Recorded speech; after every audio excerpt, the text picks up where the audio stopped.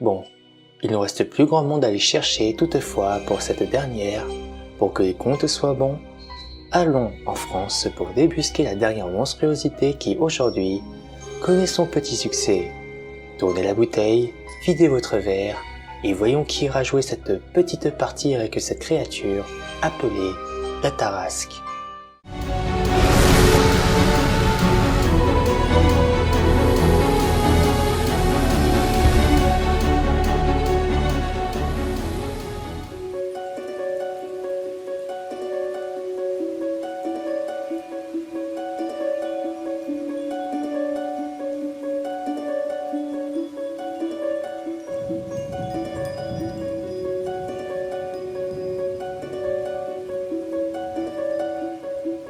L'histoire de la Tarasque se perpétue depuis plusieurs générations sur les bords du Rhône, entre Tarascon et Beaucaire.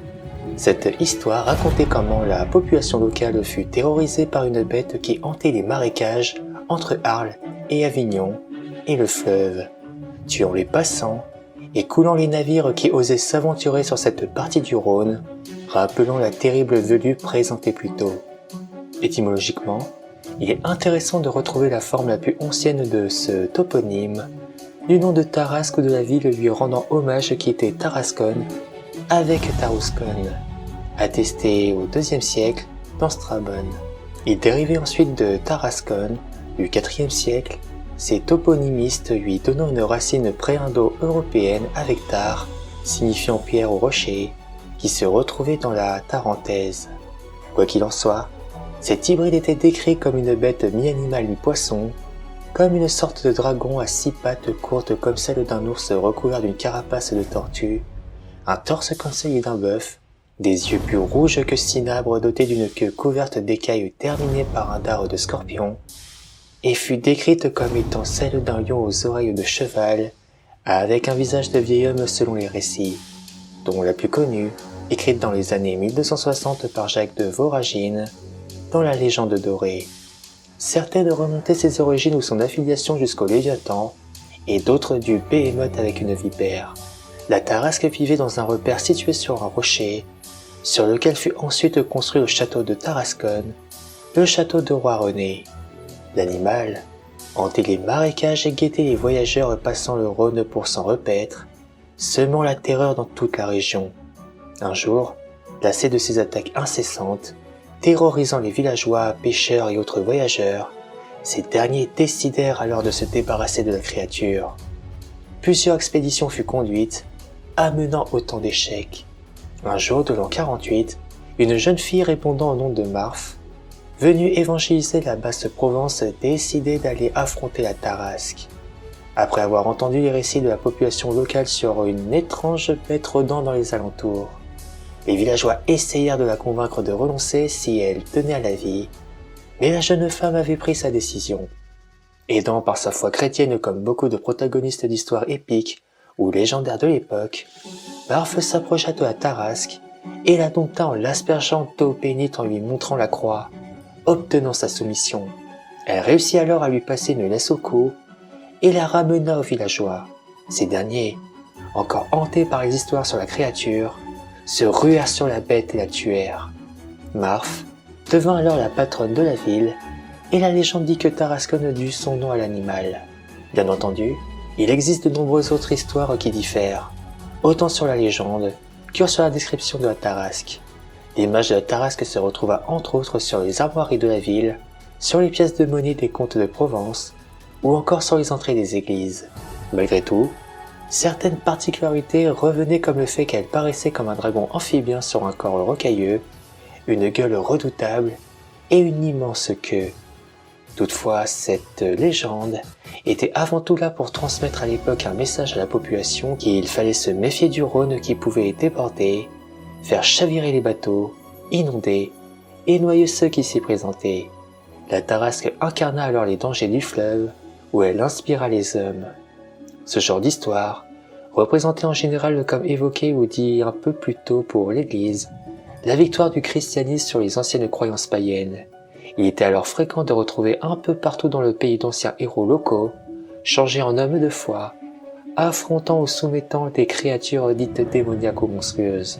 De vos jours, Les fêtes de la Tarasque à Tarascon est proclamée comme faisant partie du patrimoine oral et immatériel de l'humanité par l'UNESCO depuis le 25 novembre 2005.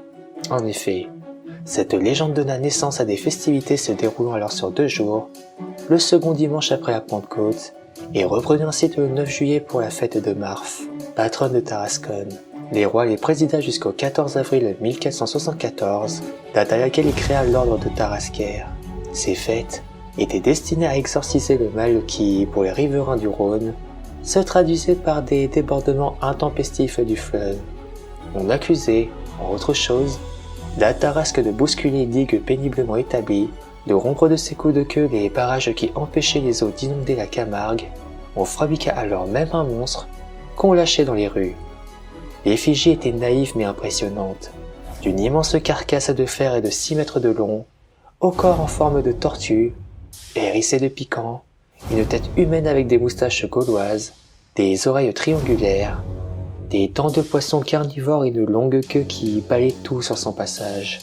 À partir de la Pentecôte puis les 50 jours suivants, elle devait rappeler au peuple ce monstre qui les avait terrorisés. Au XIXe siècle, les apparitions de ce monstre étaient encore assez menaçantes. Sa queue très longue, constituée d'une poutre, traversait la foule qui, comme des abrivades, montrait son habileté en bravant ou en essayant de toucher le monstre tout en lui échappant. Jusqu'à la fin de ce siècle, ces fêtes s'accompagnaient de jeux et d'une procession menée par les différentes corporations de métiers, vignerons, portefaix, bergers, jardiniers, mais aussi des bourgeois. La présence de ces corporations qui représentaient les métiers de la Provence symbolisait la renaissance fertile lors des fêtes de la Pentecôte. Désormais, la Tarasque ne sortit plus qu'une fois par an, durant les fêtes de la Tarasque où on la voyait alors défiler dans les rues de la ville. Les restes de l'année, on pouvait alors la voir dans son antre dans la rue des Halles. Dans la culture populaire, vous pouvez la retrouver ou du moins voir ses aspirations par exemple avec les cas suivants. Dans les jeux de rôle de Donjons et Dragons, dès ses premières éditions, la Tarasque était un des nombreux croisements entre les dieux et les géants. S'agissant d'une des créatures les plus puissantes du bestiaire, elle fut pourtant largement ignorée et les dernières versions du jeu n'eurent cependant pas donné d'histoire officielle à son sujet. Néanmoins, de nombreux débats eurent lieu quant à son immortalité et aux moyens d'en venir à bout. Dans les jeux comme Final Fantasy IX, il existait un personnage jouable du nom de Tarasque. Il s'appelait Salamander en version japonaise et Amarante en version américaine. Les traducteurs français l'avaient certainement renommé à cause de la réputation de combattant impitoyable qu'il traînait derrière lui, et dans la version française de Final Fantasy XII, un monstre du même nom pouvait être combattu dans le jeu. Dans Shin Megami Tensei, connu des fans pour reprendre les légendes et autres figures mythologiques afin de créer son propre bestiaire, elle avait un rôle secondaire majeur dans le spin-off Devil Summoner 3, où elle servait de moyen de transport. Pour l'invoquer, il suffisait d'utiliser la fuite du Rhône, étant également un allié du héros dans les phases d'action. La Tarasque apparaît dans le jeu mobile Fat Gun Order, étant invoquée par Martha lors de l'utilisation de son noble fantasme et projetée sur les ennemis présents. À travers les jeux de société, la créature était aussi un jeu de société par 2 à 6 joueurs, créé par Wolfgang Panning et publié en 2008 puis également présenté dans le jeu de plateau Time of Legend, Joan of Arc, en tant que créature jouable. Mais si nous nous penchons sur les romans, la traduction française du premier tome du Trône de Fer de George R.R. Martin, les termes de Tarasque et de Snark désignaient des créatures fantastiques, légendaires, dans la diégèse de la glace et du feu, les personnages de cette saga ne croyant pas ou plus à l'existence de ces êtres, qui n'appartenaient selon eux qu'aux Saint-Frusquins monstrueux des nourrices, contrairement aux dragons qui jouaient un rôle important dans l'histoire de cet univers, et dont des ossements et des œufs avaient été conservés. Quant à la bande dessinée, dans le manga One Piece d'Eiichiro Oda, un personnage du nom de Pecom pourrait avoir été inspiré de la Tarasque. En effet, il avait l'apparence d'un lion qui, grâce à ses pouvoirs, pouvait se transformer en tortue, sa forme hybride rappelant celle du dragon provençal. Et c'est ici que la description se termine. La bouteille étant tournée en ta direction, je t'invite chasseur à commencer ta partie. Quant à nous, continuons l'ultime et dernier tour de notre petit jeu, avant de retourner chasser, et quant à moi, guider les explorateurs ou voyageurs.